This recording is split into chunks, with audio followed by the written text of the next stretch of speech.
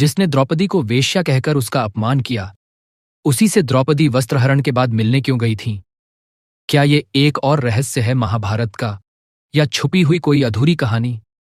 आइए जानते हैं वो कथा जो शायद आपने कभी नहीं सुनी।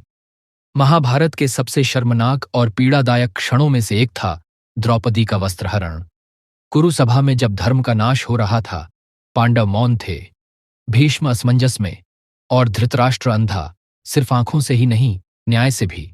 लेकिन एक व्यक्ति सबसे बड़ा अपराधी बना। कर्ण, जो खुद भी अपमान सह चुका था, ने द्रौपदी को वेश्या कह दिया।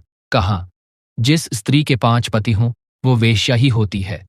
लेकिन क्या आप जानते हैं, महाभारत युद्ध से कुछ समय पहले वहीं द्रौपदी कर्ण से अकेले मिलने गई थी। ये बात वेदव्यास की रचनाओं या टीवी सीरियल में आपको नहीं मिलेगी। ये कथा है लोकमान्य परंपराओं और कुछ पुरानी दक्षिण भारतीय कथाओं से, जहां कहा गया है कि द्रौपदी को युद्ध से पहले एक गहरा पछतावा हुआ। उसे समझ आया कि कर्ण को बार बार सूतपुत्र कहकर अपमानित करना, उसके क्रोध को भड़काना और फिर सभा में उसका अपमान झेलना, ये सब एक श्रृंखला का हिस्सा था। वह जान चुकी थी कि कर्ण उसे स्वयंवर में जीत सकता था, लेकिन कर्ण को उसकी कड़वी बातों ने रोक दिया।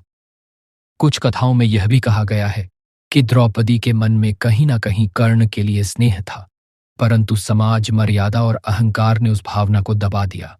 और जब युद्ध समीप था, द्रौपदी ने अंतिम बार कर्ण से मिलने का निर्णय लिया, माफी मांगने के लिए, शायद उसे समझने के लिए।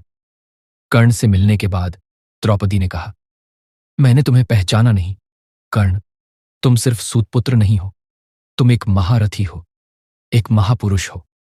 कर्ण ने शांत स्वर में उत्तर दिया, मैंने भी उस दिन सभा में अपनी मर्यादा खो दी थी द्रौपदी। मेरे शब्द तुम्हारे घाव बन गए, पर जान लो, वो शब्द मेरी पीड़ा की चीखें थीं, नफरत नहीं। उस दिन कोई युद्ध नहीं हुआ, न वाद विवाद, न कटाक्ष, बस एक मौन था, जहां 2 आत्माएं अपने अपराध और पछतावे के बीच खड़ी थीं। कर्ण और द्रौपदी की ये मुलाकात इतिहास में दर्ज नहीं, पर उनके दिलों में हमेशा जिंदा रही। शायद यही कारण था कि जब कर्ण की मृत्यु हुई तो द्रौपदी ने मौन व्रत रखा। कभी कभी सबसे गहरी कहानियां वो होती हैं जो किसी ग्रंथ में नहीं लिखी जाती। अगर आपको महाभारत की ये अनकही कथा पसंद आई हो तो वीडियो को लाइक करें और ऐसे ही रहस्यों को जानने के लिए चैनल को सब्सक्राइब करना न भूलें। मिलते हैं अगली रहस्यमयी कथा के साथ।